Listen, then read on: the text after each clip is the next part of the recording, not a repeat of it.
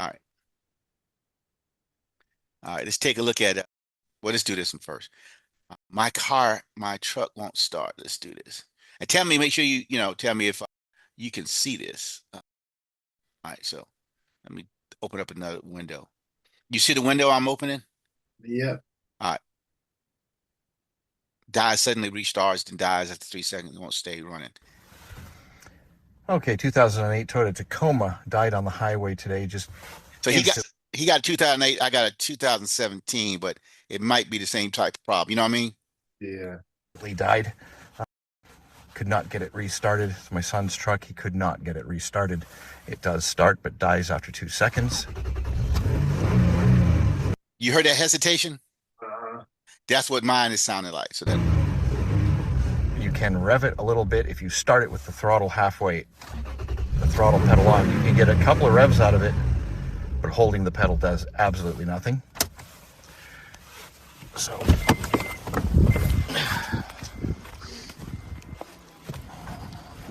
well, one thing, he's in a cold area, so that might be one of the reasons. Yeah, so that's that too.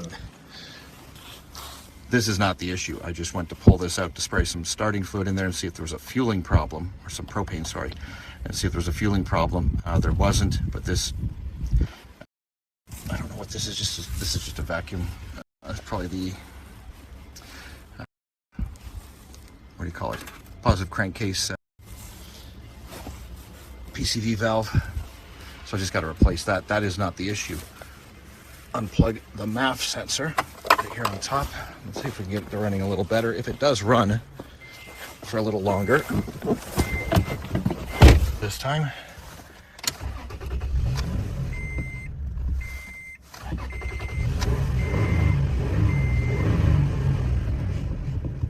Time to put it in drive and take off. Be making any difference.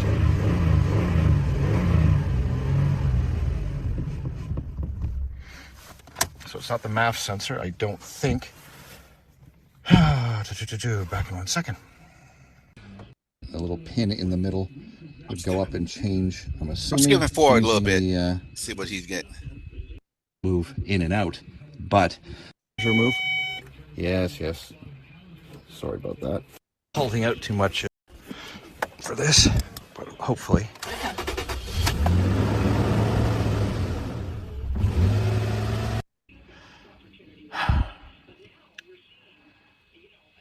And that noise could just be one side still. Again, it's a coil of wire inside of this white ceramic. Well, I'm not really getting much from that one, so I'm gonna move to yeah. See, car starts and dies right away. Hey, you got a car, it starts like this, but then just stalls. No matter what you do, you start it, and it just stalls. On the Toyotas, I've seen this a lot, so I figured I'd share this with you guys. It's probably the mass airflow sensor. Let's go check it out. I mean, it can be a lot of things. It can be fuel, ignition. Yeah, we took it off, and now we're gonna see if it starts. All right, can you hear it? I changed the speaker. It was coming across from the speaker. I put it in. You can hear it? Okay. And there you go. Let's try gas. Okay. Let me stop and start again. Let's see what these stalls. On the Toyotas, I've seen this a lot, so I figured I'd share this with you guys. It's probably the mass airflow sensor. Let's go check it out. Mass airflow sensor. I mean, it can be a lot of things. It can be fuel, ignition. Yeah, we took it off, and now we're gonna see if it starts. And there you go. Let's try gas.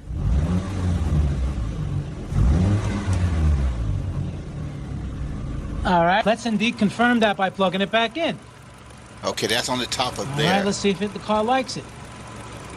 The car doesn't like it. So it's bad, it's dirty, or you can clean it, but I would replace it. Okay. All right, but that can get you where you're going if you're not nowhere near a mechanic, or you got a car, it starts like. Now, see, that's what I needed to know.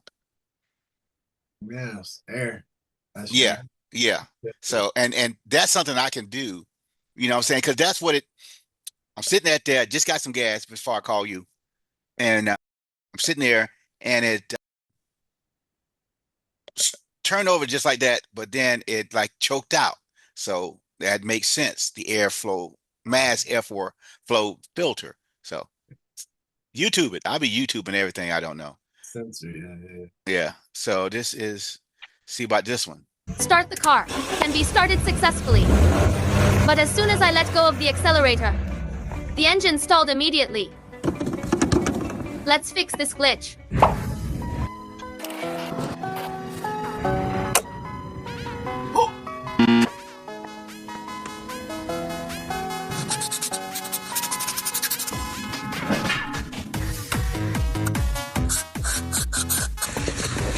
This is the kind of girlfriend I need.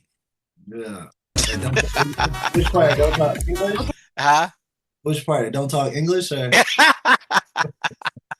How about both? Okay, 'Cause, start the car. Boy, you silly. Did you see it? One success. I let off the accelerator. Idle speed is normal. I didn't even catch that part. I was like, whatever. I'm talking about a mechanic, dude. You learned it? Follow me. Because you don't know Mandarin. Fix car. That's all I need to know. Car knowledge every day. Start the car. Can be started. All right, see now that's a little too much. Right. I mean, I would have to. It was all too much for me. Whatever, dude. I didn't know what she was talking about. Well, see that I don't know what he need to replace his whole engine. But let's see what else. What else we can get? What else you got past cars? This is all cars. Big box needs an address. But yeah, so I like his solution. Just unplug the thing to get somewhere. What? That's all it takes? Yeah, but that ain't gonna last long. No. That's what. Yeah, I know You that. have to get to where you need to be. Yeah. That's all I'm saying. I don't want to be stuck at the mall. I don't want to be stuck at work. Unplug this, get home, and then I talk to a mechanic or something. Like I said, when I get at the day, I'm gonna try to see if my coworker can, give me some word on his mechanic. All right, let's see now. All right, this is my song. I ain't say I like the guy, but who else gonna wear a fur coat in jail with a Bible like that? This one's for you, Puff. Take that. Sarcastic. Free to shine, free to kill. Okay, so this is I'm mimicking 50 Cent talking about Diddy. They had a feud going on for years. Right. So when Diddy got locked up, 50 Cent wore a shirt that said, or at least he sent out a meme with him on a shirt saying, "Free Diddy." Got a vibe. He remixing from a cell, still hustling to survive. Gold Bible in his grip, mink dragging on the floor. Tell a judge, take that. As he moonwalks through the door, free Diddy. Hey. Free Diddy. What do you think about the sound? It sounds pretty good. All right. So, all right.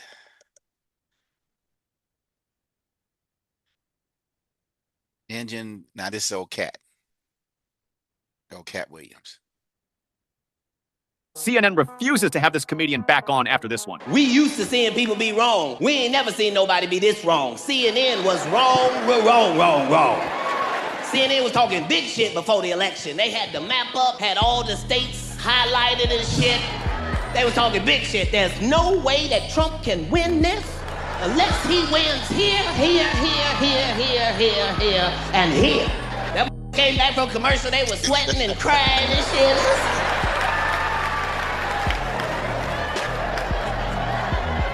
They was bringing all the neighborhoods up separately. Where's the niggas vote at? CNN refuses to have this comedian back. You ever seen that one? Yeah, I've seen that. Have you seen all his up-to-date ones? Maybe not. You haven't followed none of his up-to-date ones when it's like Illuminati, like that. Like when he's having these interviews with, what's that guy's name? Dang, I can't believe you haven't seen these. Because then this will all tie it in together. It's pretty funny. Dang.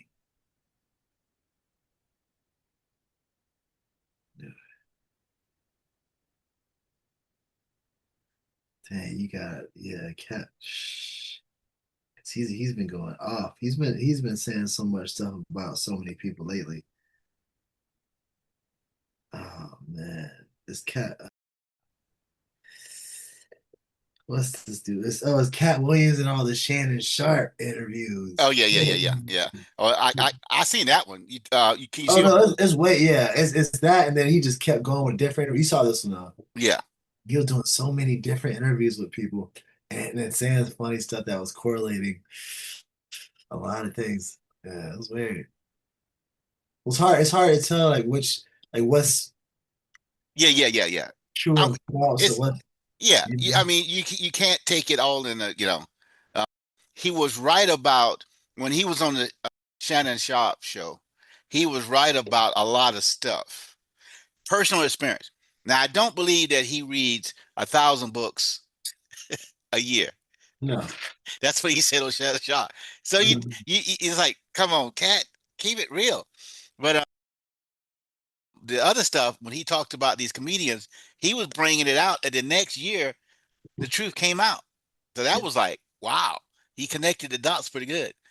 Uh, What about that other guy? Not to talk. I mean, not to say too much on it now, but what was his name? Terrence something.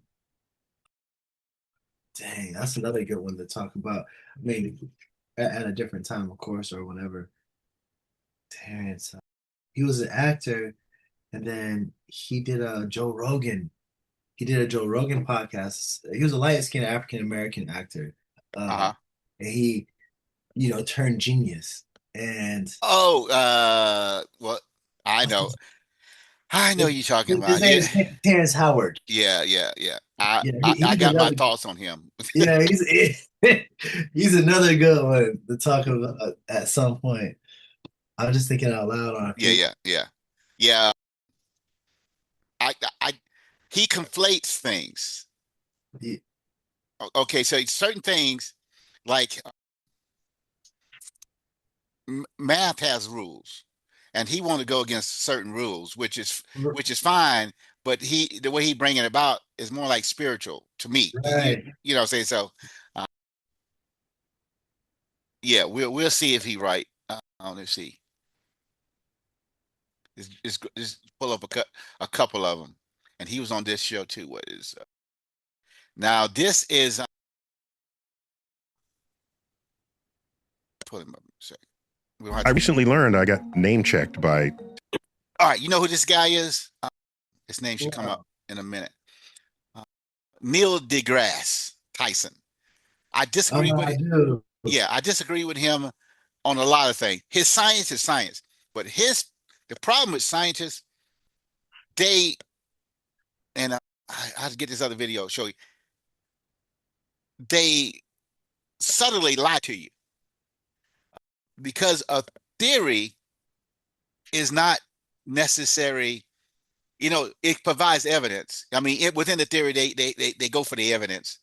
It's not in layman's term. You don't prove anything necessarily. We don't use the language like you got to prove it. No, so you lay out the evidence that point to your hypothesis, what you think it is, then that sort of thing.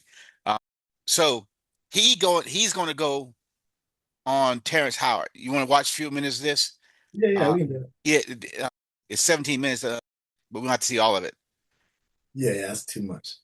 Howard on his recent appearance on Joe Rogan. I reached out to Neil deGrasse Tyson. He was like, hey, man, yeah, I'd love for you to come on my show, do my radio, do my TV thing. We love that. I was like, yeah, but I've got something I want to introduce to you. I got name checked because 8 years ago, he sent me a 36-page treatise. And it was only 36 pages. So this is Terrence Howard attempting to reinvent mathematics and physics. A little backstory there. I took initial interest in Terrence because my mother said to me, do you know Terrence Howard? I said, yeah, I know. You mean the actor? She said, yeah. Well, I heard him interviewed on NPR. On there, he said that like when he was a kid, he wanted to be like a scientist and study the universe. I said, well, that's cool. Okay, maybe we'll get him on Star Talk. We love talking to celebrities who have a sort of soft geek underbelly. At the time, I didn't quite know how to get in touch with him, but we met at something called the Upfronts, which is where networks present their next season's TV shows. I saw him at an event up front. And then this came in my inbox. In this particular case, since I basically solicited it from him, I actually spent time reading every line of all 36 pages, and I commented. My comments are in red here. You see that? So I spent a lot of time on it, and I thought, out of respect for him, what I should do is give him my most informed critical analysis that I can. In my field, we call that a peer review. You come up with an idea, you present it either at a conference or you first write it up, and you send it to your colleagues. It is their duty to alert you of things about your ideas that are either misguided or wrong, or there's a I'm just on. That's true, what he's done. But what they don't tell you, this is the other part. If you go outside their theory, their walls, say evolution, they're not going to even take any consideration if you believe in creation by God. You feel me? Yeah. So you got to bring your information within the confines of their framework. So I'm just want to bring out. So what Terrence Howard does, he comes outside their framework, which I don't agree with him in his math. But, you know, and it's good for him to, and you can't take this thing personal. What I felt what Terrence did was take it too personal. If I give you something about Jesus Christ, about landing on the moon, or we did not go on the moon, and I'm looking for, you know, agreement, disagreement. It don't matter to me. I'm going forward with it anyway. But you can't take it personal if someone rejects your idea. They have a framework and a reputation. You know what I'm saying? That's how he makes his money, within this framework of science. The calculation doesn't work out, or the logic doesn't comport. That's their job. Not all ideas will turn out to be correct. Most won't be. But to get to that point, you need to know things like, what has everyone else said about this same subject? Am I repeating someone else's work? Is this a new insight that no one else has had, but has foundations that are authentic or legitimate or objectively true? Am I making a false assumption? Am I making an assumption that someone else has already shown to be false? All of this. But again, Neil deGrasse, whatever his name, Tyson, whatever his name. Again, Terrence Howard is not a scientist, so he's not going to bring it to you in that format. You know, I don't know if he has a 2-year, 4-year, high school, whatever he has, he's going to bring it to you in that format, and you just have to work with it. He's coming at it where he should have did it this way. That's when you educate people, or you bring them along, or you help them out, or that sort of thing. Right, you educate at a different level, and right, right. You know the terms for exactly. And I take it that Terrence doesn't. He knows what he knows, and he might be a genius, and he might see insights that we don't see. But his way of articulating, I didn't agree with. You know, but you'll see it. Goes on the frontier of science. Let me make it clear that I'm delighted when I see people with active minds trying to tackle the great unknowns in the universe. It's a beautiful thing that people want to participate on this frontier. What can happen is, if you're a fan of a subject, let's say, a hobbyist, let's call it, it's possible to know enough about that subject to think you're right, but not enough about that subject to know that you're wrong. Right. And so there's this sort of valley in there, a valley of false confidence. This has been studied by others, and it's called the Dunning-Kruger effect. It's the phenomenon where a little bit of knowledge, you over-assess how much of that subject. And when I try to do, I turn that same effect back on them when it comes to evolution. Because he's a physicist. He's not a biologist, but he'll go on what the biologist says and try to disclaim anything you say about creation, you know, because the point I'm trying to make is when it comes to evolution and that sort of thing, they are going by faith, because there's no proof of, it's called abiogenesis, where we came from nothing, where non-life created life and that sort of thing. You follow me? I follow you. You actually know. And then when you learn even more, you realize, no, I didn't know as much as I thought I did. So then there's a sort of a lull there. And then when you learn even more, you come back up. Ultimately, learning enough to know whether you were right or wrong. To become an expert means you spend all this time. It doesn't happen overnight. You can't just sit in an armchair and say, I'm now an expert. It requires years and years of study, especially looking through journals where new ideas are published and contested. That's what we have learned is the most effective means of establishing that which is objective. But again, and this is what they do. He's leaving out the part. If you come with an idea, again, that is outside the walls of their establishment, the science, they won't even let you publish.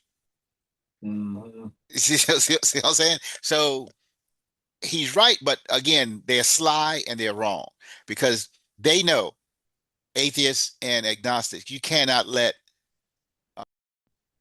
creation get a foothold in what they call science because it will overtake them because their kingdom is shallow and is crumbling. It's about to fall. True, or determining that which is objectively false. In my opinion. Both of those work hand in hand to move the needle on our understanding of the universe. I'm going to read you just my opening line here. It's titled 1 times 1 All right. So after that, then we'll move on. I just, equals 2. To give So you I'd lead understanding. off by saying, this is an ambitious work that is a clear indication of a restless, active mind. Within these pages, however, there are many assumptions and statements that are underinformed, misinformed, or simply false, thereby compromising or nullifying many of the subsequent conclusions you have drawn. That's exactly what should happen in a peer review out of respect for one another's intellect.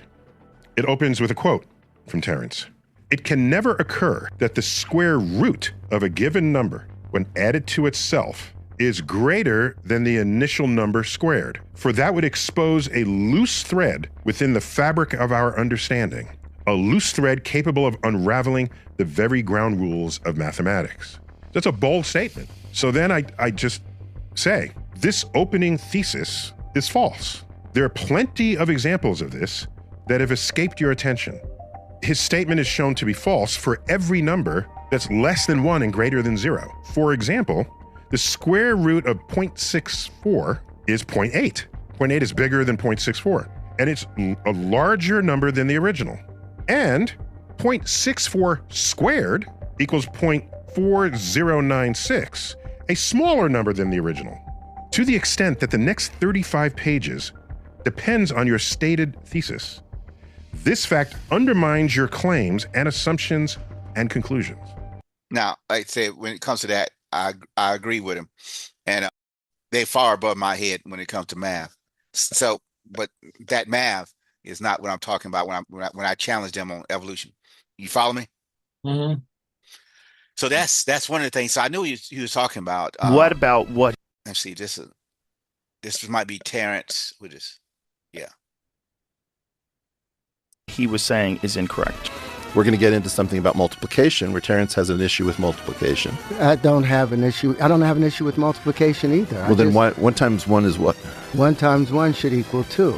And action times an action. If you can show me one place in the universe. But you just shifted No. frames. No.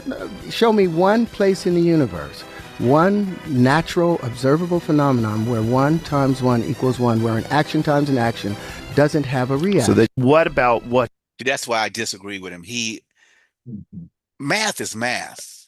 Yeah. But he is bringing in observation outside of the math. Yeah. Yeah. So that's when, he's making his name for himself and whatever, but that sort of thing. So I watched that show with him on it with the scientists, and then I watched Neil deGrasse and different ones to bring out who this guy is. And like I said, I come to my thing is he's right about some stuff, or he's challenging the establishment, but he doesn't know how to do it. Yeah.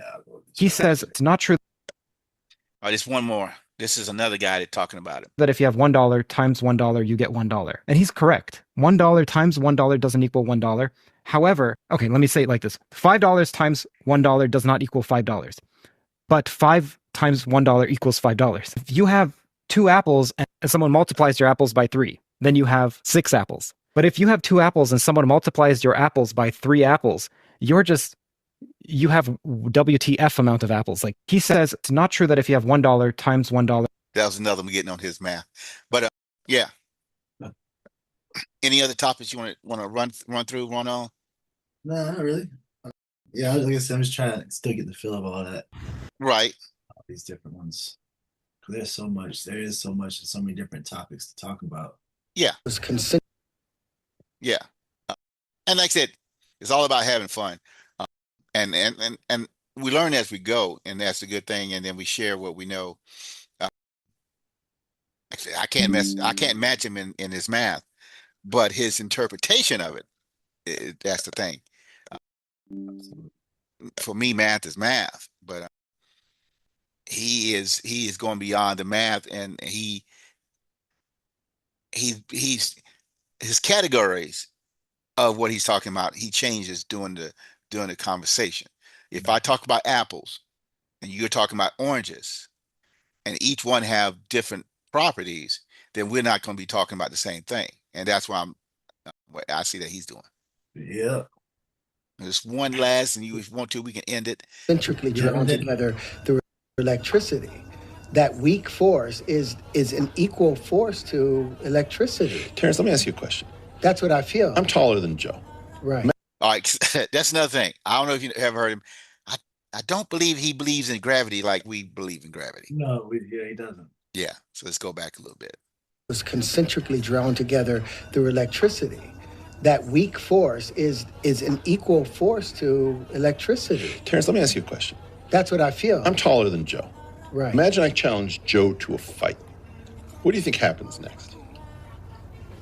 I get my ass kicked. Well, Joe knows some shit that you Joe don't know. knows some serious shit. I have an advantage on in terms of weight. He's in great condition. The guy knows how to fight, and he's got a spinning back kick to die for, okay? What happens is I get my ass kicked. You do not know when you're going to get your ass kicked. I watch you. You keep finding the space where we could come together, and you insist on teaching it to it. But you have no idea, like, when you're fucking with a guy with an Italian last name and a shiny suit with a funny collar that you don't recognize. You gotta stop. I see the metaphor in it. I was concentrically drawn together